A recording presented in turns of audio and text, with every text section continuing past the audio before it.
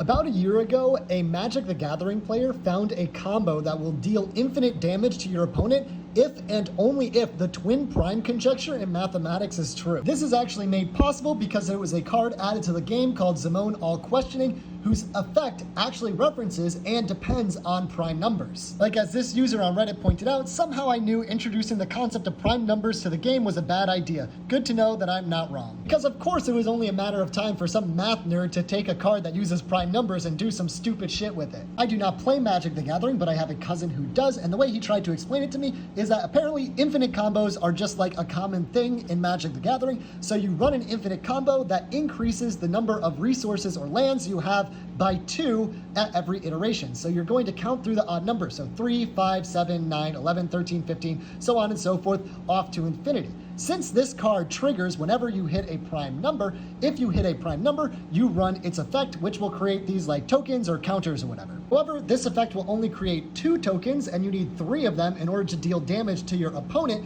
So what you need to do is have 2 iterations in a row in which you trigger this effect. And the only way that happens is if the odd number that you're currently on and the next odd number are both prime numbers, which would be that you found a twin prime pair. Since this combo only deals damage every time you find a twin prime pair, this combo will deal damage equal to the number of twin primes divided by 2 because it's the number of pairs. And by the twin prime conjecture, we do not know if there are infinite twin primes, so that math problem would have to be solved in order to figure out whether this combo in Magic the Gathering deals infinite damage or not, but we at least know that there are at least 800 billion twin prime pairs, and I would assume that 800 billion damage is probably more than enough to win you the game.